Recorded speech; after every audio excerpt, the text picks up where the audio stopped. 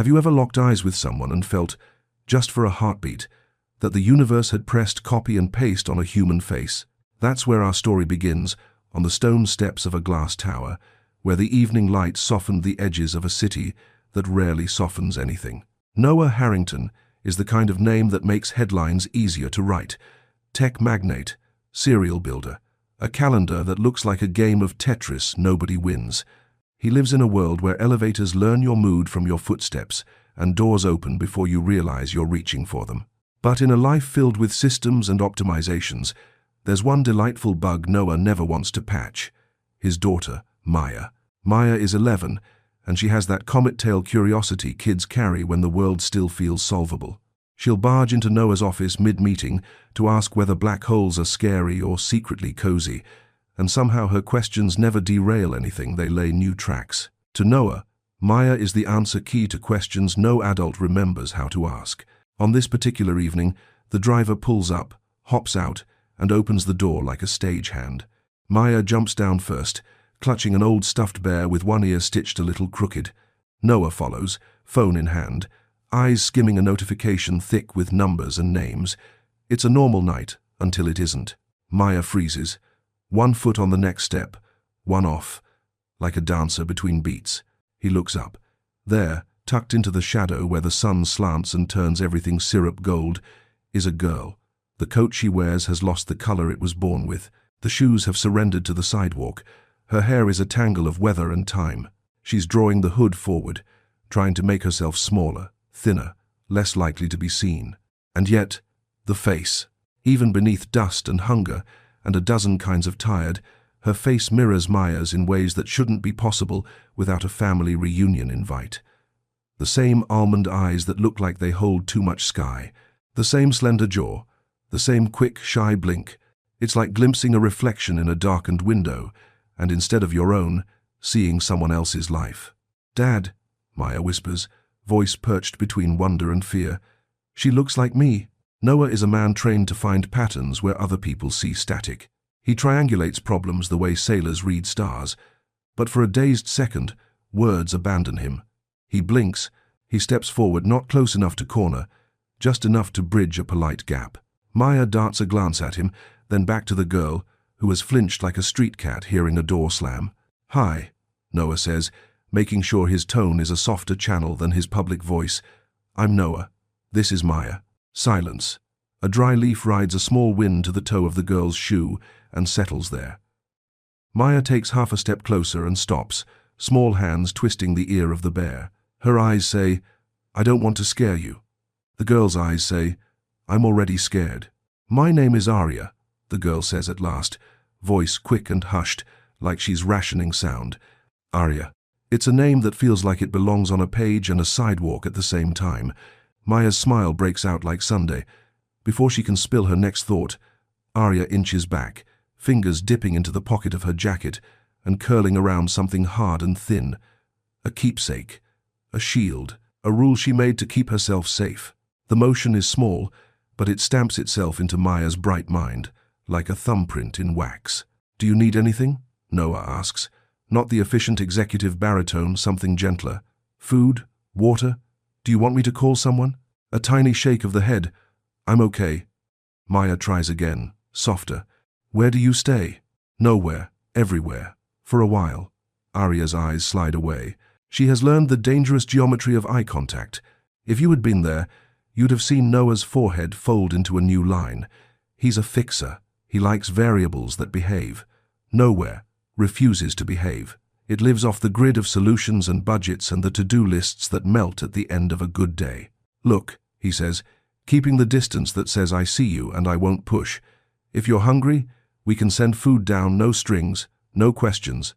There's plenty." Arya hesitates, then gives the smallest nod, like permission offered through a mail slot. That night, the Harrington dining room is warm in the non-expensive way, the way that says somebody remembered to turn on the lower lamp. Maya picks at her salad, then stops pretending. Her mind is somewhere else, and you can tell because she's not making up constellations in the candlelight. "Dad, did you see how much she looked like me?" No preface, no runway. Maya lands ideas on the shortest strips. "Yes," Noah says. He's not here to gaslight his own kid about her own eyes. I saw. Why? He could say coincidence. He could say genetics are a chaotic chef. But the truth, that combination of bone structure and almost smile, hums like a wire. Sometimes strangers resemble each other, he says, buying time. But this was unusual. Maya leans in. She looked sad, and she was holding something in her pocket the whole time. It had a word on it. Ellis, I think. Noah's head snaps up. You saw Ellis's? I only caught a glimpse. Like a little card. Not a credit card, more like a souvenir. Or a tag. I couldn't read the rest. Ellis is not just a word to Noah. It's a ferry ride tugging at the hem of his 20s. It's an island where America dutifully stamped hope and fear and new names into a ledger. Ellis Island belongs to stories about beginnings. But Arya doesn't look like a beginning. She looks like an interruption. Dad? Maya prompts, noticing he's gone somewhere interior. I'm here. He tries a smile. Tomorrow, if she's still nearby, we can bring a care bag. Coats, scarves, snacks. We'll do it respectfully, okay? Not like we're dumping pity on her. Maya nods with comical seriousness, like a junior executive accepting a mission brief. I'll pick the nice scarf, not the scratchy one. Later, when the city draws a blanket of light against the windows and the good plates are stacked away, Noah lies awake. Not because a deal needs massaging or a board member needs soothing. He's wakeful because a second Maya appeared where no second Maya should exist. He tries on a dozen rational coats, none fit. Sleep eventually lures him under, but not for long. A sliver of dawn is leaning over the windowsill when his eyes open. He's not a man who believes in omens, but he recognizes compulsion. He pads to his office, opens a drawer, and pulls out an old cigar box that doesn't smell like cigars. Inside are scraps of his own becoming. A ferry ticket stub from the Ellis Island Museum gift shop. A photo strip of him making a face only 20-somethings get away with. A map with a circle around a cafe that shut down years ago. He thumbs the ticket. Ellis. The word is a hinge, and part of him feels the door start to turn. By noon he has a plan, which, true to his niche of solving, looks less like a speech and more like a series of quiet, careful moves. He speaks to the building's head of security, not to surveil Arya, but to make sure the lobby officers understand. If a girl matching this description appears, you check if she's okay. You don't shoo. He asks his driver, who has a memory for faces honed by a decade of curbside small talk, to keep an eye out on adjacent blocks. He asks Mrs. Patel, the concierge with a grandmotherly radar for trouble, whether she's noticed a child who doesn't seem to belong to anyone. He does not send anyone to drag the girl to him. A person who's spent time on streets learns the difference between help and control like a language. Help knocks. Control kicks. Maya helps too in the way kids do when they actually want to help. She packs a tote, snacks that don't crumble into bird food, water bottles, a small hand sanitizer, a soft hoodie she never wore because the color felt too minty, and the scarf she promised. She adds a little notebook and a pen, because sometimes a page is the first safe place you get.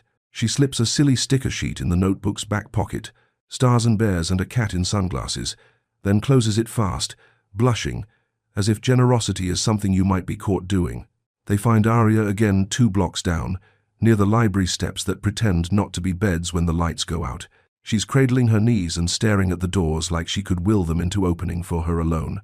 Hi, Maya says, quieter than yesterday.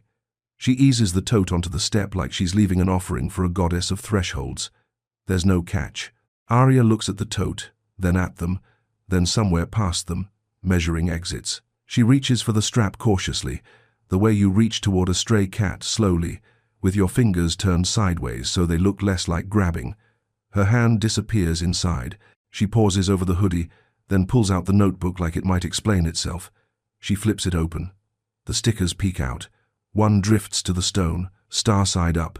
The corner of Arya's mouth twitches, like she's almost remembering how to let it rise. Thank you, she says. It's plain and upright, like a post stuck in the ground. Maya takes the risk of a question. What's the card you keep in your pocket? Arya's instinct folds her in half. Then she seems to make a deal with herself, one where curiosity is not the enemy. Slowly, she draws out a small, stiff rectangle. The corners are gone soft. On one side, there's a sepia picture of a big hall that looks like it teaches a room how to echo. On the other, a printed line that includes the word Maya had half caught. Ellis. It's just a card, Arya says, which is another way of saying it's not just a card. Do you like Ellis Island? Maya asks, like she's asking whether Arya prefers chocolate or strawberry. I don't know, I never went. Arya tucks the card back like it's a bird she loves that always flies away. It was with me when I had nothing else. She shrugs, which is how people who've had to pretend they don't care tell the truth without breaking apart. Noah clears his throat softly. Would it be okay if I asked a few questions? You can say no to any of them. Arya stares at the middle distance where people store decisions. Okay. Do you remember who gave you that card? Silence long enough for a cloud to pass. A lady at a clinic. Or before that. I don't know. It's fuzzy. He was life to get. Do you remember being at a hospital? Ever? He keeps his voice like a coat held open in winter.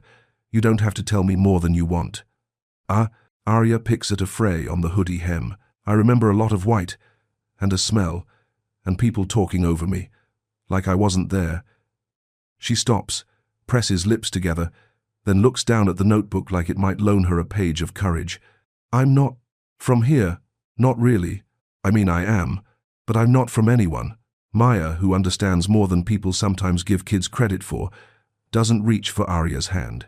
She lets the space be. Then she leans back, eyes scanning the library facade, and says, I like the lion statues. They look like they're guarding stories. Maybe they'll guard yours. Arya's eyes flicker, like someone lit a match in a room that's been dark a while. From there, the day folds into small acts that feel like placing stones across a stream. They sit together, but not too close. They unwrap snacks. They talk about the best and worst flavors of chips best. Sea salt and vinegar. Worst. Anything that pretends to be pizza, but tastes like sadness. Maya draws a lopsided skyline in the notebook and titles it, Where We Are, for Now. Arya draws a small boat that looks like it could make it. Barely. Noah watches and catalogues because that's what he does, but he also lets things breathe. He asks if Arya is comfortable with a few check-ins from the building staff so that if anyone hassles her, someone will have her back. She nods once, and he knows that's a loan of trust he'll need to repay with interest. As the sky blurs into evening again, Arya gathers the tote like she's gathering a piece of herself she thought was lost. She stands. Thank you, she says again, and this time her voice is a little less rationed. Will you be here tomorrow? Maya asks, carefully neutral, as if the answer were a bird on a wire. Maybe, Arya says, which is a hope in disguise. They part. Walking home, Maya is quiet. Not the sullen kind, the kind that fills up with thinking. By the time they reach the lobby, she looks up at Noah and says, Dad, do you think the card is a clue? I think everything is a clue if we can figure out how to listen to it, he answers. Then, after a beat, Ellis is a loud word. That night, when the apartment settles and the city hum reduces to its soft electric bass note, Noah takes his old ticket stub back out and lays it beside a blank index card. On the card he writes in small, careful letters, Ellis Y her, Y US. He tapes the card inside a new box, the kind you buy when you know a story is about to fill it. He doesn't know yet that the questions won't stay small. He only knows that somewhere between a glass tower and a library's stone steps, a door opened quietly, decisively, and that he is the kind of man who, once he sees a door like that, cannot pretend it isn't there. The morning after is quieter than mornings have any right to be in a city like this. In the kitchen, the espresso machine sings its single mechanical aria, and Maya dunks toast into yogurt like it's a science experiment. Noah pretends to answer email, which is to say he stares at his screen and answers nothing at all. Will we see her today? Maya asks, mouth full of certainty and crumbs. If she wants to be seen, he says, we keep it gentle. Now everyone to the 17s have left to the pass of the 7th. They step out with the kind of careful hope you carry cupped in two hands. The sky is a bright, blank page. Down on the library steps, Arya has scaled her distance back a notch, sitting a little less in shadow, a little more inside the morning. The hoodie fits. The notebook peeks from the tote, like it's learning to breathe. Hey, Maya says, settling 2 steps away. I brought, hand warmers.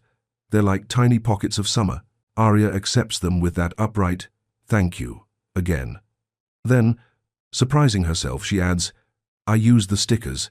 She flips open the notebook. On the inside cover, 2 stars, one with a wobbly smiley face drawn on top. "I named them," she says, almost embarrassed. "This one's maybe. This one's soon." Noah smiles. "Good names." "Ooh." They talk in little skips. Favorite library smell, old pages, always. A cat they both pretend they've met, orange, always. The boat Arya drew yesterday expands into a small fleet, tiny vessels with flags that say things like, "Don't sink," and "Might make it." When the conversation ebbs, Arya's fingers find the pocket where the Ellis card lives, resting there as if on a touchstone. Noah takes the moment. "I keep thinking about your card," he says. "If it's ever okay to look at it more closely, I'd love to help you figure out where it came from. Sometimes objects carry a trail. The nay have sold as lava knows. It last fall and strange." Arya studies him. She has met helpful adults before. Some of them help until the helping gets hard, and then they turn into paperwork. Noah is different in a way she can't name. He feels like a hallway with lights that turn on as you walk, not a door that might slam. Slowly, she slides the card out and sets it on her knee. It's a souvenir postcard, the kind you buy in a museum gift shop with spare coins and a wish. The front shows the registry room at Ellis Island, vaulted and grand. The back has the museum logo, a faded price sticker, a short pre-printed caption and ink. Not much, just a thin line in rushed handwriting. For A. Beginnings. "May I?" Noah asks. Arya nods. He takes a photo with his phone, that small click that documents the moment without claiming it. "Do you remember who wrote that?" Arya shakes her head. "Only that it was given to me when I was little, or kept with my things. People moved me around. The card stayed. The phrase, 'moved me around,' lands heavy." Maya looks at her dad, then away, swallowing the way you do when a new truth has sharp edges. A woman pushing a cart pauses at the bottom of the steps and calls a hello to Arya by name. Arya softens a fraction. "That's Miss Tilda," she explains. "She runs late-night programs at the shelter. She's nice." "Would Miss Tilda know anything about the card?" Noah asks, careful. "Or about where you were before?" "Maybe," Arya says. "But people don't always like questions. Questions make forms happen." "Understood," Noah says. "How about this? If you're okay with it, I'll swing by the shelter later with some supplies they asked for last season. No questions attached. If Miss Tilda's around, I'll say hello." Arya considers. The hand warmers radiate a small warmth into her palm. "Okay," she says. Then, wary but curious, "Why do you care?" Noah answers without dressing it up. "Because you matter, and because yesterday when my daughter saw you, she recognized something. I don't know what it means, but I know when I'm being handed a responsibility." "Is what of the tense of the strackering?" Arya nods once, a solemn little pact. She tucks the postcard back home. By afternoon, Noah is at the shelter reception desk with 2 boxes of socks, travel-sized toiletries, and an envelope for Miss Tilda's shoestring budget. The place is a collage of resilience posters about resources, notes in different hands taped near the office window, a community bulletin board that's more hope than cork. Miss Tilda is exactly who you expect, and somehow more warm eyes, practiced boundaries. "You must be Mr. Harrington," she says. "We appreciate donations, but we appreciate consistency more. You new to our consistency list?" "I hope to be," he says. "I also wanted to say, only if appropriate, that my daughter and I met a girl who sometimes sits by the library." Arya. "She's cautious," Miss Tilda says. "For good reasons. Smart kid. Tough chapter. Do you know anything about where she came from? I don't want to pry, but she carries a card from Ellis Island. The inscription says, 'For A. Beginnings.'" It felt pointed. Miss Tilda tilts her head, the way people do when they're pushing back through mental file cabinets. "Arya came to us with a thin folder," she says. "Most kids have thin folders. The words inside tend to weigh more than paper should. I can't share what's not mine to share. But I can tell you she once mentioned a hospital she didn't remember the name of. A fire. Lots of alarms. People in uniforms who kept changing. A hospital. A fire." The words gravitate toward one another and click. "I'm not asking you to breach trust," Noah says, hands open. "If she wants help finding pieces of her story, we'll be here. If she doesn't, we'll still be here. Miss Tilda takes his measure in the way of people who referee between desperate needs and limited resources. Consistency, she repeats. That's how trust likes its tea. So, on his way out, a bulletin catches Noah's eye, an old flyer, with a headline about a hospital closure after a catastrophic systems failure. The date is years back. The hospital's name, Mercy Ridge, is small and plain, like it doesn't want to be noticed. Someone has scrawled, "Never forget," on the edge in pen. He snaps a photo. Another breadcrumb. That evening, in the apartment that feels more like a staging ground than home, Maya sprawls on the rug, arranging pens into a spectral gradient and then destroying it with childish glee. Did Miss Tilda say anything? Only that Arya's earned her caution, Noah says. He shows Maya the photo of the flyer. Mercy Ridge. Sounds like a video game level, Maya says. The one with creepy hallways. Noah doesn't disagree. He opens his laptop and starts the kind of search you do when you're not sure what you're looking for. Mercy Ridge. Fire. Hospital closure. Malpractice. Neonatal records lost. Charity gala gone wrong. Articles surface, some official, some messy, some quietly retracted. There's talk of a system outage that collided with a power failure and smoke. There's talk of misfiled patient tags, babies moved, alarms ignored, a legal team that turned nothing into less than nothing. The timeline is framed in passive voice and trenched with NDAs. Maya leans over his shoulder. Why do grown-ups write like they're trying to hide the verbs? Because sometimes verbs tell you who did what, he says. And sometimes who did what hires excellent lawyers. On his desk, the new box labeled Ellis gets a second card. Mercy Ridge, how many? How? The questions look too small again.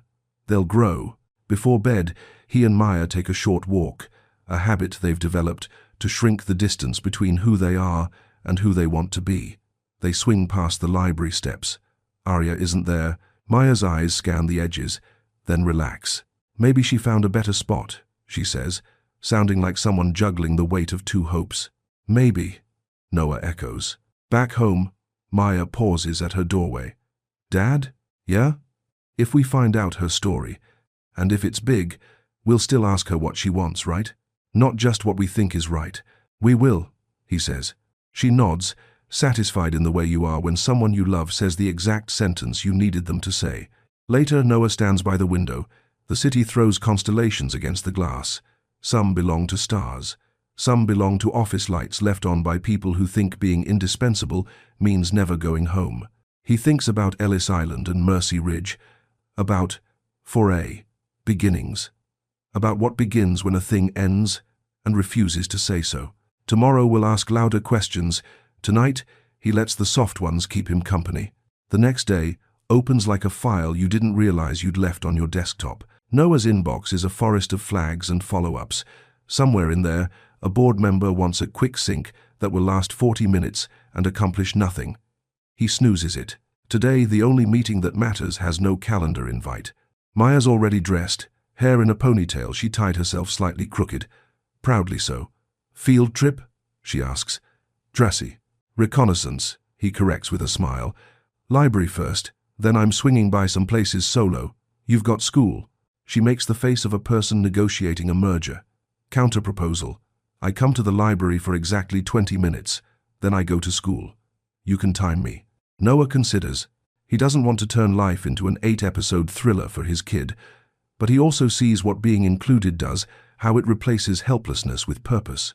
20, he says. Deal. They reach the steps. No, Arya. The air carries that bright, chilly smell of clean stone and old stories. Maya unzips the tote. She packed quiet offerings ready just in case. She lays a fresh granola bar on the railing with a sticky note. For maybe, and soon, M. Noah snaps a photo. Not for social media clout, but because memory is less slippery when it has a picture to hold. Time, he says gently. School. Maya salutes and heads for the corner where the driver waits. She looks back once, twice, then disappears into the morning rush. Noah turns deeper into the day. First stop.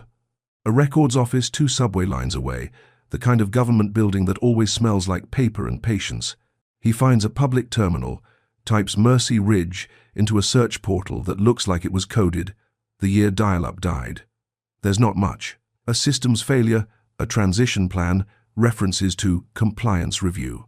The language is carefully airless, but there's a thread, a list of medical staff whose licenses lapsed, moved, or were renewed the year after the fire. He scribbles names. One stands out, Dr. Evelyn Carrow, neonatology. License active, then quiet. A move to upstate.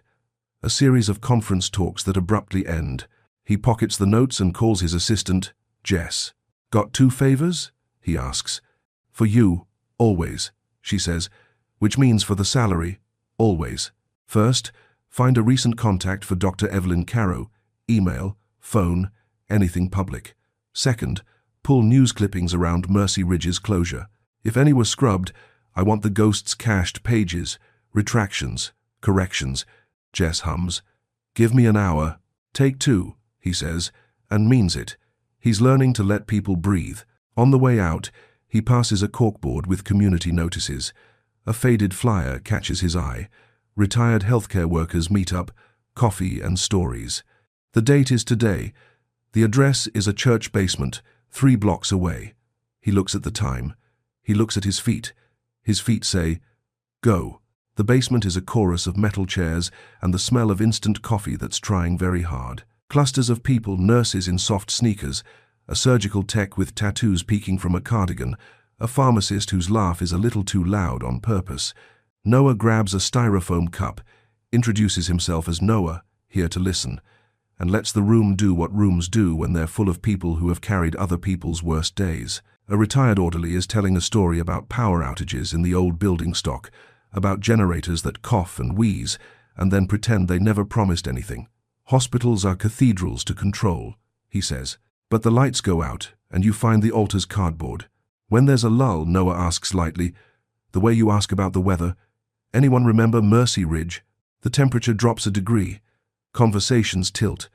A woman with white hair cut blunt, like a statement, clears her throat. I do, she says. If you're looking for gossip, you won't get it. If you're looking for the truth, you probably won't get that either. I'm looking for direction, Noah says. Nothing I can force, just a compass.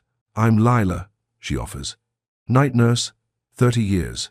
I floated through Mercy on shift swaps a few times. Good people, bad management. That was the rumor. What happened the night of the fire? He asks. Lila rolls the cup between her hands. Systems hit the floor, she says. Alarms stacked on alarms. When that happens, you prioritize oxygen and bodies. But bodies were moved without paperwork because someone decided paperwork was a luxury. Babies, too. We were told later everything matched up. But that night, it didn't feel matched. It felt shuffled. Noah feels that word click into place, shuffled. He thinks of Arya, a life dealt into the wrong hand. Any names? He asks. She raises a brow. You're not Press? I'm a father, he says simply. And maybe if I'm right about something, a father twice. The room hushes in the way rooms hush when sincerity steps in with muddy shoes but a clean heart. Lila exhales. Evelyn Carrow, she says. She was good. Too good, some said. The kind of doctor who stayed after shift and made enemies by telling the truth. If she left the circuit, she had a reason. Noah nods. Thank you. Don't thank me. Lila's eyes sharpen. If you stir old ash, be ready for who coughs. Outside, Jess pings him.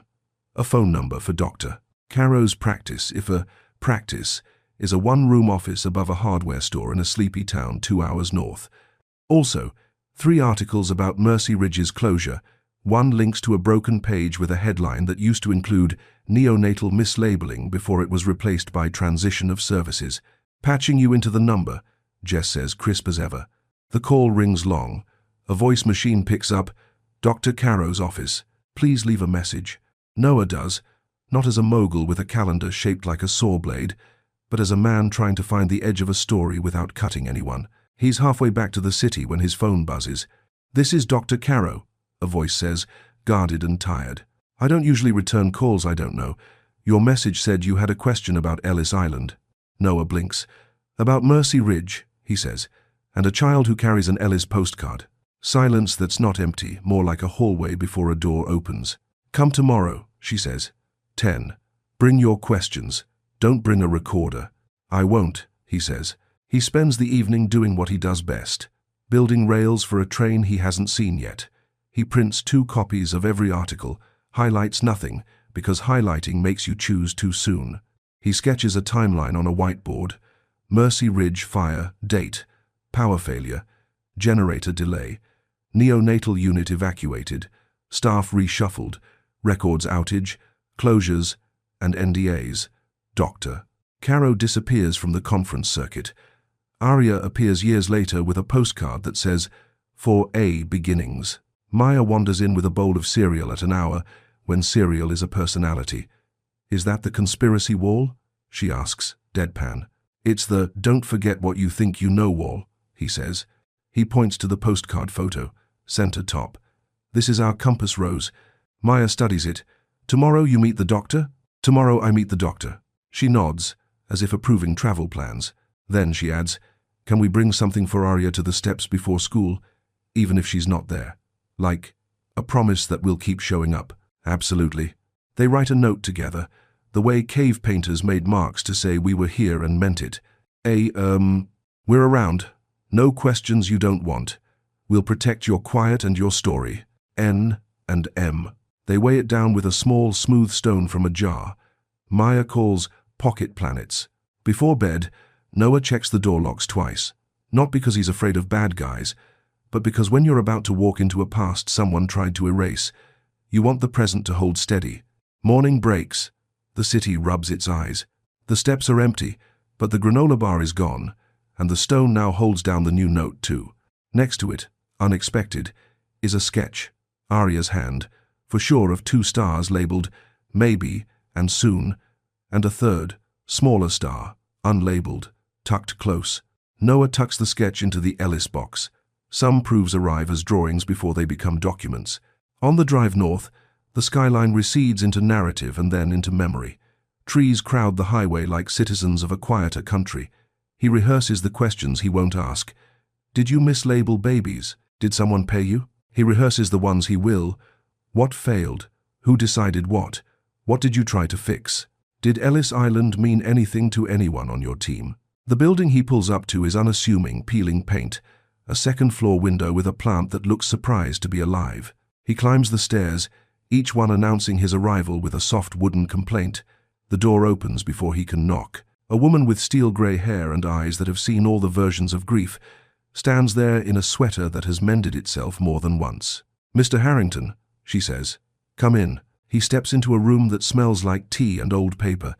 There's a bookshelf with medical texts stacked next to novels with dog-eared courage. A corkboard holds a few photos, no babies, no hospital staff. Landscapes, a ferry in the distance on a grey day. He follows her gaze to the photo of the ferry. "Ellis," she says, answering the unasked. "You said that word and I knew I had to call." "Why?" Noah asks. "Because Ellis is where you begin again." She pours tea. "And because at Mercy Ridge, some people never got to begin where they were supposed to. Haybe." She sets his cup down. The saucer clinks, a small ceremonial thing. "Tell me what you're looking for," she says. Noah takes a breath. "I'm looking for the truth," he says. "And I'm looking for a girl's real beginning." She nods once, as if they've finally arrived at the same map. "Then let's start, Doctor," Caro says, and the room seems to draw a line under the word.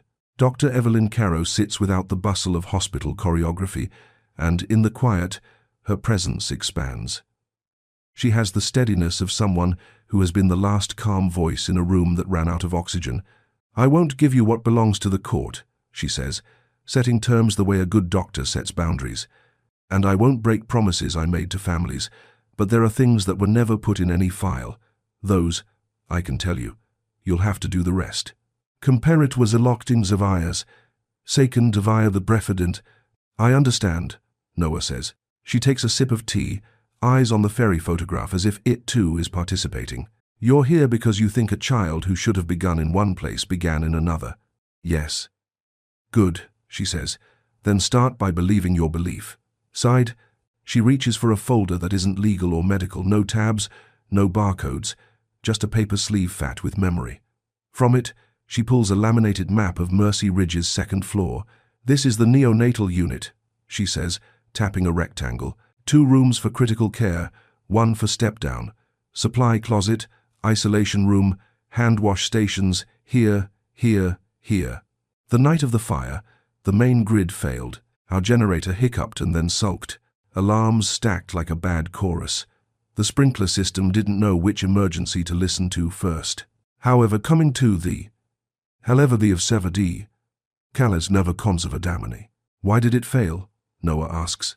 Officially, catastrophic systems failure precipitated by maintenance irregularities, which is technocratic for no one did what they were supposed to do often enough.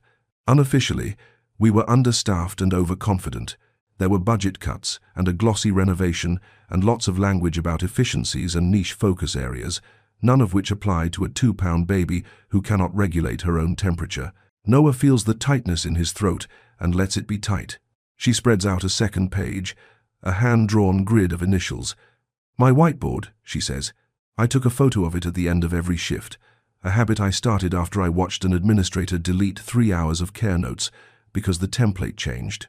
I shouldn't still have this, but I do, and I'm glad. On the grid are neat lines and tiny letters. A, M, B, C, D, P. A second column in different ink shows arrows bed to bed, room to room. That night, she says, we did what you do when you can't do everything. We triaged. We grabbed transport isolates. We labeled. We checked pulses with fingers that had started to shake. The NICU nurse Mara had the kind of calm that makes other people cry. She started a chain. One nurse holds, one records, one moves. We traded roles like dancers. I was the point for the most critical. She taps the board. There were 2 newborns from labor and delivery who had been moved up as a precaution due to complications during delivery. Not in NICU long. Healthy enough, we thought, to stay in step down while we handled vents and drips. Initials here, M, H, and A. H. Noah hears the letters before she says them. He doesn't breathe. H as in? He asks. Family surname, she says carefully. I can't say it. But the initials together made a small joke we used to make on rounds, H for hope. It was foolish and sweet. It made us feel like the universe noticed. Twins, Noah says. He doesn't make it a question. Doctor. Caro's expression doesn't change in the theatrical ways faces do. It changes in the minute way trained faces do, micro-tension around the eyes, a breath drawn in measured depth. 2 babies, yes, she says, delivered under stress. A nurse from L&D later told me the mother kept asking, both? Where are both? Postpartum rooms are chaos on calm days. That night, chaos put on a uniform. Noah can feel the whiteboard's tiny letters printing themselves onto his bones. What happened to the twins? The plan was simple, Dr. Caro says. Transfer to the regional center because our generator was unreliable and the smoke had invaded ductwork. When records choke and power goes, you lean on wristbands and transport tags. You follow the chain. Only that night, the chain kinked. We had babies in temporary blankets without printed tags. We had manual notations on adhesive paper that lost its stick in the humidity. We had 1 paramedic crew that had never worked with our layout. People were kind and courageous, and the system was not. See, she pulls out a photocopy of a transfer sheet. Most fields are blank. The printed hospital logo looks like it's apologizing. In a scrawled hand, infant, a female approx, 6 pounds H asterisk. The asterisk has a small circle around it. I started circling initials that night when I wasn't sure the chain had held, she says. The circles were a way of telling myself, check again. If I circled, I called.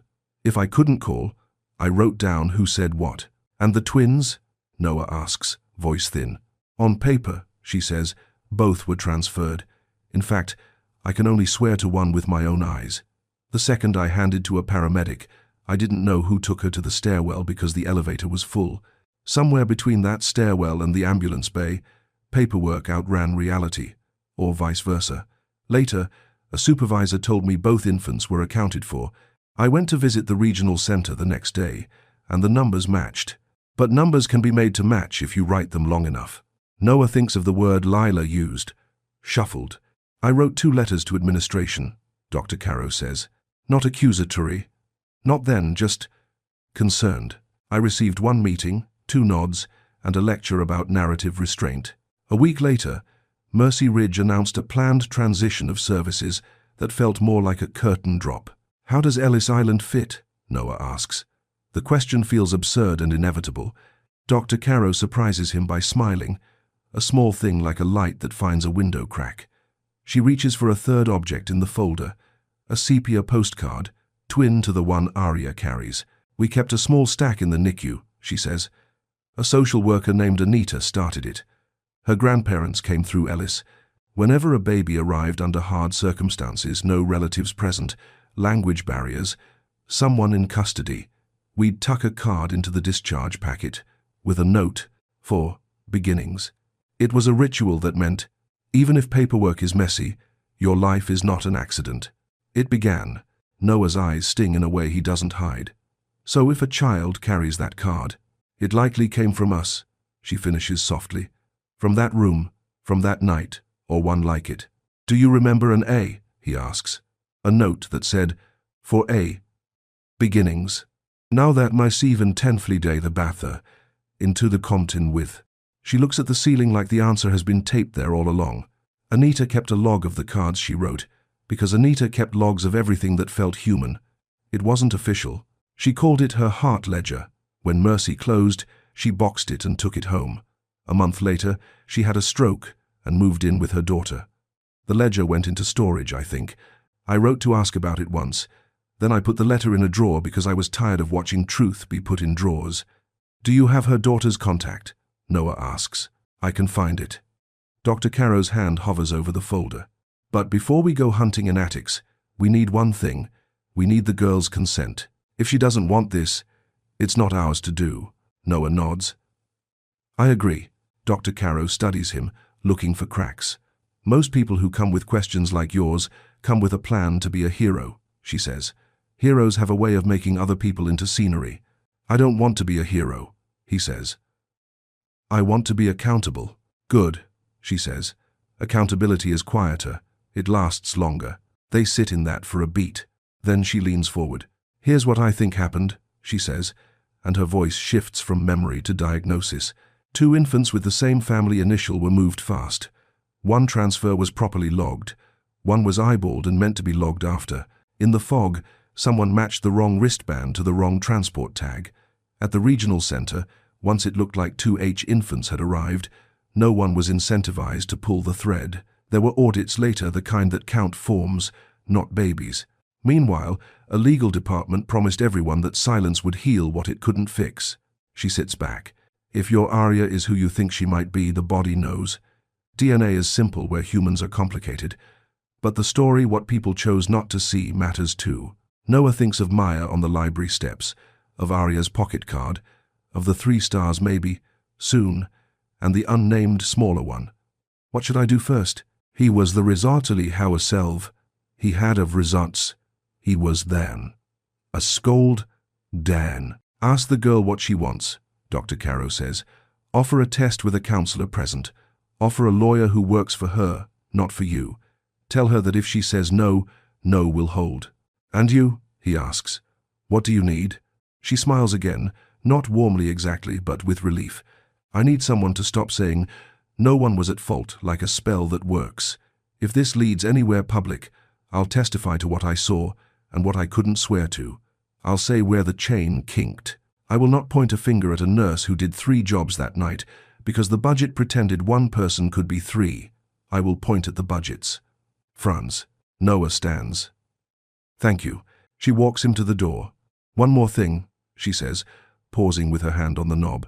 The mother, if she's out there, and if what you're chasing is true, she has been living in a reality that doesn't balance.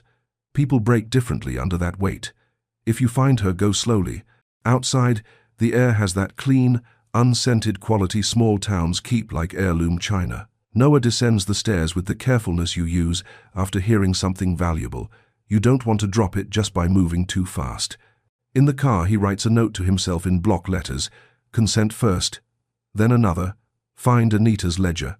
Then, smaller. Tell Maya the truth, but only the truth she needs. Back in the city, he and Maya stop by the steps. The stone is empty again, but the smooth pocket planet stone is gone, taken. In its place is a torn notebook corner with a few words in small letters. Thank you for not pushing. Maya reads it twice. She heard us, she says. She did, Noah says. They sit a while in the late afternoon light. Maya draws 3 little stars in the margin of her homework. When she's done, she labels the third one in tiny print. Start. That night, Noah drafts a message to Arya, plain words. Invisible strings. A seam. I met a doctor who might help us understand that card. We will only go as far as you want. If you want, a counselor can come with us. If you want, a lawyer who works for you can too. If you want, no, that's the word. N is the same. He doesn't send it yet. Instead, he closes the laptop and goes to the kitchen, where Maya is building a top-heavy tower out of cereal boxes. Gravity is a suggestion, she declares. Tell that to the cereal, he says, catching the top box before it falls. Tomorrow we ask Arya what she wants. Tomorrow, Maya says, and slips the small, unlabeled star into her pocket like a promise. Morning finds the library steps washed clean by last night's rain. Arya's there, hood down, hair damp, notebook open to a page of tiny boats. Maya lifts a hand in a wave that asks permission before it assumes it. We brought tea, she says, offering a steaming paper cup. And honey, because honey makes hard things less hard. Arya warms her hands around the cup. Thanks. Noah kneels to the conversational distance that says, I'm listening. Arya, we met a doctor, someone who worked the night Mercy Ridge failed. She might help make sense of the Ellis card. None of this happens unless you want it. If you do, we can go with a counselor and a lawyer who works for you, not for me. Arya watches the steam vanish into air. Trust, he's learned, evaporates the same way if you handle it wrong. What would they want from me? She asks. Only what you want to give, Noah says. Talking or not talking. Maybe a simple DNA cheek swab someday, only if you ask for it. Results would be yours first. Why would I want that? Her voice is level but small. So you have a key, he says. To a door people kept you from. You can decide whether to open it. Maya adds, if you hate every second, we stop. You can even say a code word, like broccoli. Broccoli's good, Arya says, a tiny smile appearing and vanishing like a fish. Noah slides a card across the step. A counselor's name, a separate legal aid contact. They'll meet you wherever you feel safe. I'll pay, but I won't be in the room unless you ask. Arya studies the names, then tucks the card into the notebook as if it's fragile. I'll try, she says. Not today, soon. Soon is perfect, Noah says. 2 days later, in a quiet room at the shelter, a counselor named Danny Soft Voice, sturdy shoes, lays out what consent means. Arya nods when she understands, shakes her head when she doesn't, asks 3 precise questions that make Danny smile. A legal aid attorney, Miss Cho, outlines rights in words that don't scratch. No papers are signed that hour. No sample taken. They set a follow-up and an escape hatch. Back on the steps, Arya squeezes the postcard in her pocket. If I do the swab, and if it says what you think, what then? Then we ask you what then, Noah says. And we go at your speed. Maya holds up the notebook. She's drawn 3 stars again, this time with a small dotted line connecting them. We can name the little one now, she says. Arya thinks. Call it Enough, she whispers. Enough, Maya repeats, like a promise that finally learned its own name. The decision happens in pieces. A week of small meetings, clear explanations, no pressure. Then, one afternoon in the counselor's room, Arya taps the table twice their agreed signal when words are heavy. I'm ready, she says. Swab. Broccoli if I change my mind. Danny opens a new kit, narrating each step so nothing sneaks up. Cheek swab, 10 seconds each side. Your sample, your control of where it goes and who sees it. Miss, Cho adds, results go to you first. You decide who else reads them. Arya nods. Okay. She takes the cotton swab like it's a pencil on test day, counts to 10 in her head, switches sides. Danny seals the vial, labels it with Arya's initials, just Arya's, and hands her the tracking slip. You can check this anytime, she says. Full transparency. Noah's sample is next, then Maya's. Maya makes a show of grimacing and then laughs at herself. It tickles, she declares, heroic, and 11. The lab timeline stretches. Waiting is its own weather, humid, buzzing. They don't hover. Noah keeps the consistency list alive. Library steps, care bags, no questions. Maya starts teaching Arya a simple card game on the stone ledge. Arya wins more than chance allows. On the third evening, the email lands in Arya's inbox. Danny sits beside her. Miss Cho is a rectangle on a tablet screen. Arya clicks. The report is clinical and absolute. Probability of full sibling relationship, 99.99%. Parentage indicators align with Noah. The numbers do not over-explain. They do not need to. Arya's breath leaves her like someone loosened a knot she didn't know was strangling her. She pushes the screen away as if it might burn. Then she pulls it back like heat is the only thing that proves you're alive. Maya doesn't rush her. She just slides their palms together, small and sure. "Hi," she says softly, like the word now has a second meaning. "Sister." Noah sits very still. His eyes shine, but nothing spills. "We go however you say," he tells Arya. "Names, papers, public, private, your call." Arya swallows. "Not public," she says. "Not yet."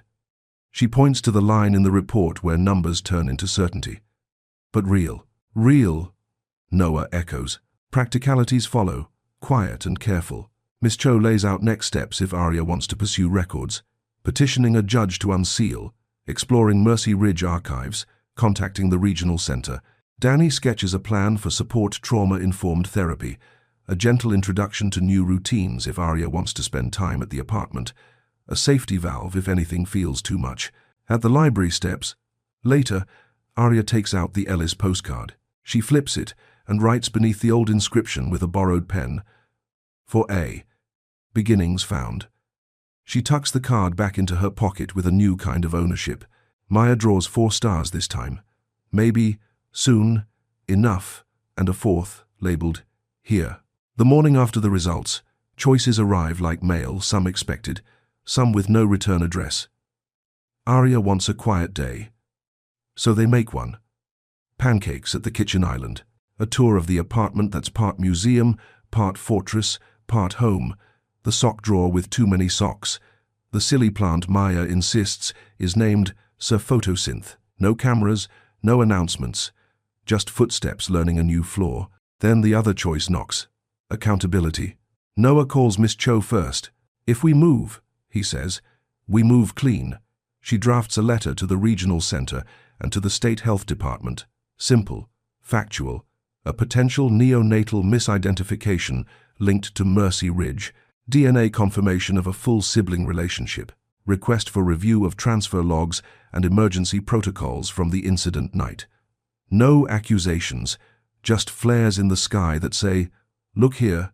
They deliver the letters by hand. At the regional center, an administrator with careful hair recites policy and promises a response in the appropriate window. At the shuttered shell of Mercy Ridge, a security guard shrugs like a man paid to shrug. Miss Cho files a petition to unseal Arya's records, attaching Danny's statement about clinical need. Paperwork, yes, but this time, the paperwork is a lantern, not a wall. At home, choices get smaller and braver. Arya agrees to try one night in the guest room. Danny helps set soft boundaries, a signal word still, broccoli, a quiet hour, a rule that doors knock. Maya tapes a hand-drawn sign on the guest room door that reads, "Star Room," then pretends she didn't. Friction shows up honest and human. At dinner, Arya freezes when the stove clicks too long before catching. Noah replaces the igniter the next morning. Maya overshares at school, "I might have a sister." Then texts Arya a flurry of apologies and a gif of 2 raccoons high-fiving. Arya admits she misses the library steps because stone feels simpler than carpet. Noah says, "We can visit every day until here feels like a place your feet understand." That night, Arya stands at the window. The city is a glittering tangle that could be threat or promise. She pulls the Ellis postcard from her pocket, traces beginnings, and slides it into a new spot on the dresser. Not the coat, not carried, kept. "Okay," she says to the glass, to herself, to a life that just shifted a few degrees. "We try." From down the hall, Maya's voice, "Want to learn Sir Photosynth's dance?" And Arya, who has learned that some dances are just breathing together in the same room, answers, "Maybe. Soon. Here." The first ripple comes from upstate. Dr. Caro calls, "I found Anita's daughter. Her name is Priya. She lives in a walk-up with a cat that dislikes everyone equally. She also has a storage unit key on a lanyard that reads, "Ask me about my union." Jasta and Velletin goes to the scene too.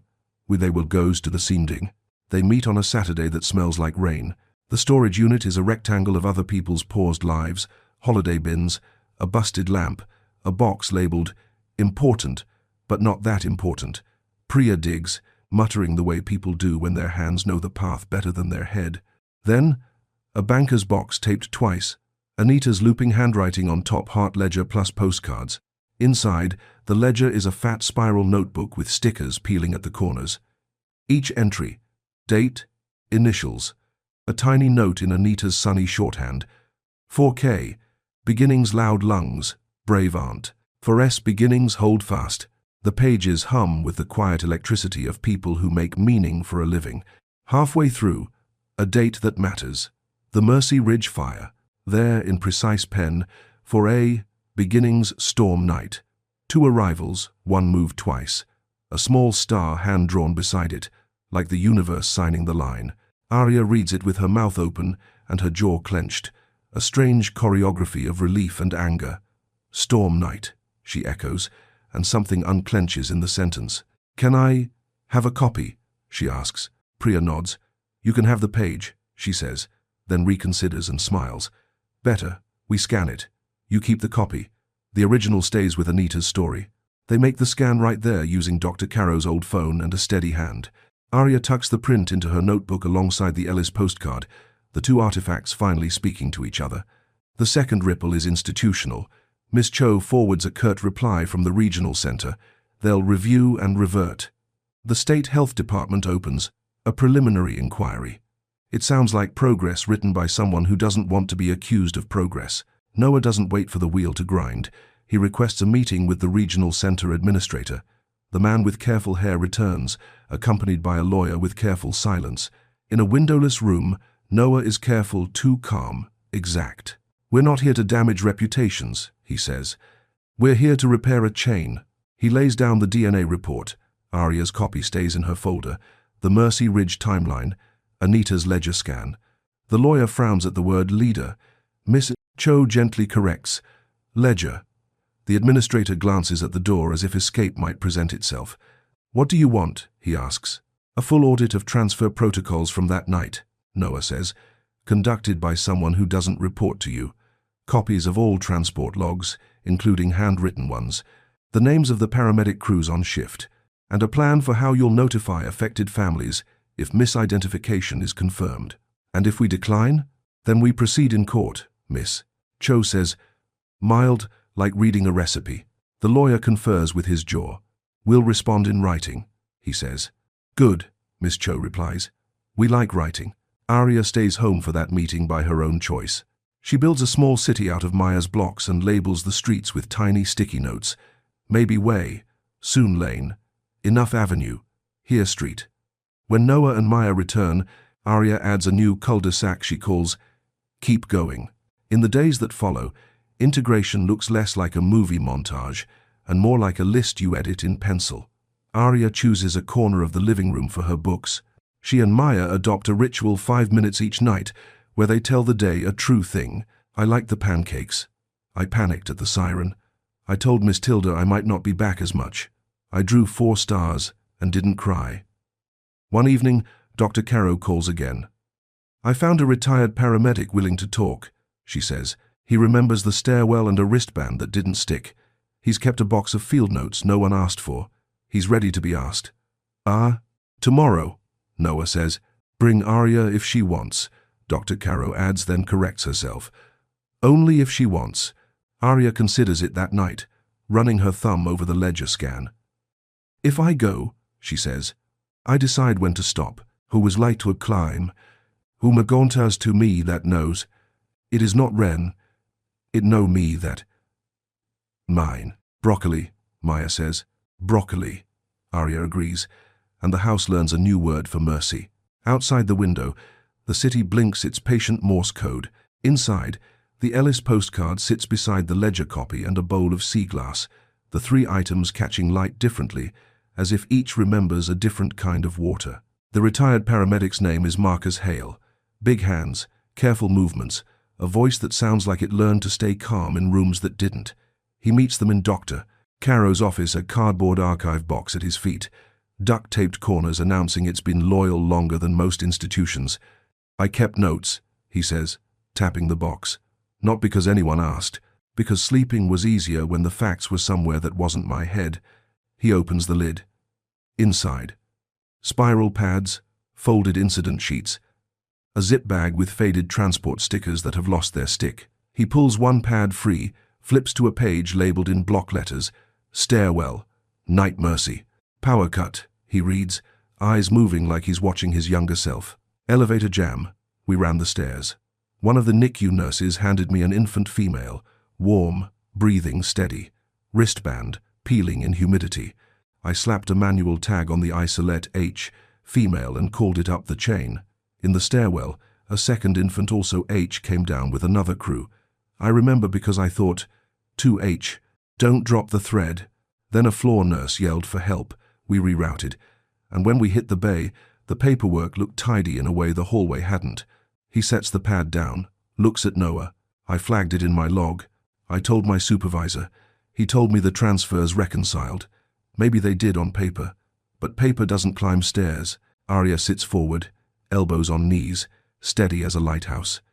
"Do you remember the face?" she asks. "Mine, or Maya's?" Marcus studies the two girls, and a complicated softness lands on his features. "I remember a mouth that set like it meant to hold on," he says, "and eyes that opened like they expected the world to be louder than it should be. Looking at you, kid, both of you, I'd say. Yes, I remember." He fishes a plastic sleeve from the box. Inside, a carbon copy of a handwritten transport ticket, Infant F.H., with a tiny circle someone pressed hard enough to dent the paper. "We circled when we weren't sure," he says. "The circle meant, check again." He slides the sleeve toward Arya. "You can have a copy." Dr. Caro exhales, a small, grateful sound. "That circle is the same habit I taught on the floor," she says. The chain kinked where our circles lived. Miss Cho, on speaker, is all precise warmth. "Mr. Hale, would you be willing to give a sworn statement? If it gets the babies right even years late, yes," Marcus says. Then, to Arya, "I'm sorry you had to grow up learning to pack light." Arya nods, jaw quivering once, then settling. "Thank you for keeping the box," she says. The institutional gears, greased by proof, finally catch. The regional center agrees to an independent audit. The health department broadens its inquiry and asks Dr. Caro and Marcus for formal testimony. A line in one letter admits what none had written before: potential neonatal misidentification related to emergency transfer conditions. Noah keeps the spotlight narrow. No press, no victory lap. He asks in writing for 3 things. 1. A corrected record for Arya. 2. A notification plan for any other families touched by that night. And 3. A fund, not a settlement gag, dedicated to training for emergency transfer protocols, staffed by the people who were there. He offers seed money and steps back so others can steer. At home, life expands by inches. Arya starts a half-day at Maya's school under an alias, while paperwork catches up. She sits near a window, where exits are visible and light is honest. At night, the 3 of them keep the 5-minute ritual. Say a true thing. "I wasn't afraid when the fire alarm test went off. I was. I remembered to breathe. Please, Adita's not." On the dresser, the Ellis postcard shares a frame with Anita's ledger scan. Maya adds a tiny sketch between them, 3 stars connected by dotted lines, with a 4th star colored in darker, labeled, "Keep Going." "Tomorrow," Miss Cho texts, "we'll have the draft corrective order for you to review." Danny replies with a calendar emoji and a green sprout. Dr. Caro sends a single line.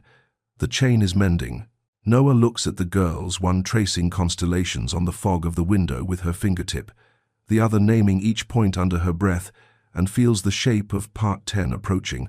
Not an ending, a beginning with its seatbelt fastened. The corrective order arrives on a grey morning that tastes like rain.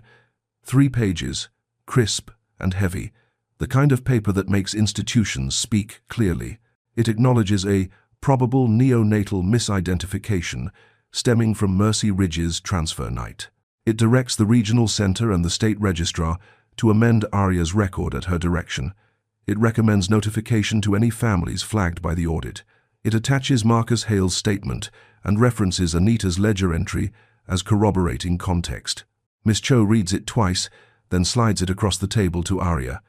"Your name," she says gently, "is yours to choose, going forward." Arya. Arya studies the line where choice lives. "I want to keep Arya," she says. "It's the name I steered with. For the rest, I want room to grow into it. Can I add Harrington later, if later feels right? You can add it on a Tuesday at 3:17 p, if that's when it feels right," Miss Cho says. "This order makes space." They sign where signing matters. Danny places her hand flat on the table, palm steady, as if she's keeping the paper from floating away. Noah doesn't rush a word. Maya draws a tiny star in the margin of her own notebook, a private copy of a public shift. The audit's interim findings land a day later. 3 other transfer records with circles and questions, 2 reconciled, 1 pending. The letter uses phrases like immediate retraining and protocol remediation. It also uses a word that hasn't shown up until now: apology. A sealed note from the regional administrator, addressed to Arya, arrives by courier. She opens it on the window seat. The handwriting is careful and human. "We failed our chain, and you paid the price. I am sorry. We will not treat your life as an anecdote in our meeting minutes." She folds it, not to hide it, but to keep it close. Noah and Miss Cho finalize the training fund with Dr. Caro and Marcus as co-chairs. They call it the Chain Unbroken Fund. Not a monument, a workshop. First module: stairwell transfers when systems fail. Marcus brings his box, not as evidence now but as curriculum. Anita's ledger, with Priya's blessing, becomes the opening slide. Beginnings matter. The day eases back into ordinary in the way stories do when they've found a place to land. Ordinary looks like Arya and Maya at the kitchen island, building a bridge of dry spaghetti between 2 cereal boxes and timing how long it holds a marshmallow. Ordinary looks like a calendar with school schedules penciled in and a therapy appointment that isn't circled in fear.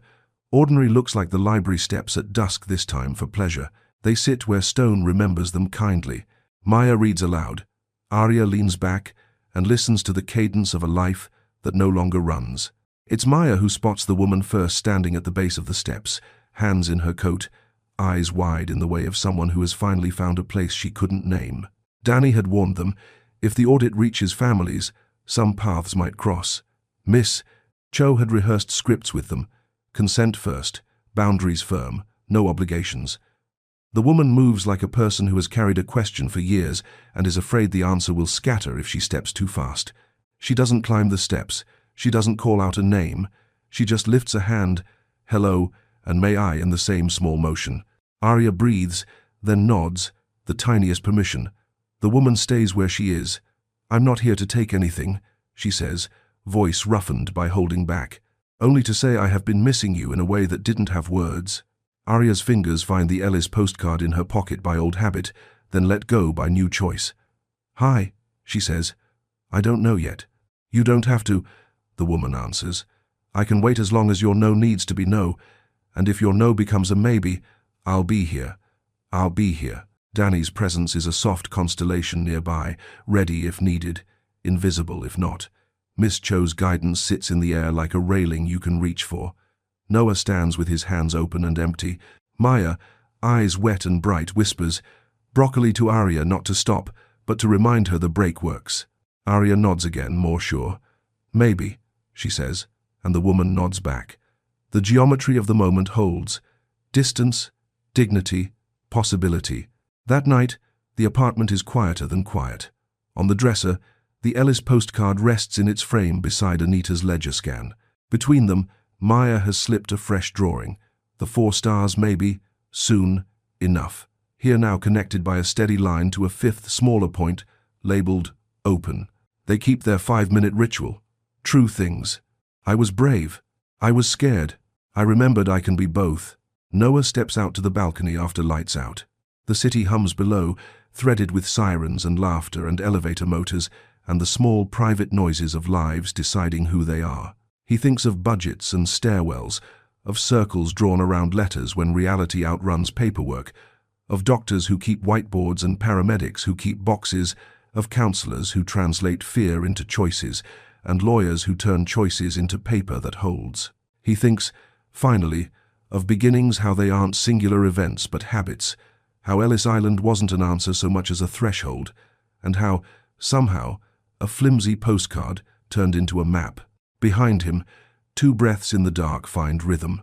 In the morning, there will be school forms and laundry, and a fund to launch, and a woman who may or may not return to the base of the steps. There will be more letters to send, and some to refuse. There will be pancakes that are slightly overdone, and a plant named Sir Photosynth that absolutely needs less water. There will be ordinary. Noah sets his palm flat on the railing, grounding the day. Then he goes inside, opens the Ellis box one last time, and adds a card in block letters, not as a question but as a record. Chain mended, keep going. He closes the lid, not to seal the story, but to keep it ready for the next beginning.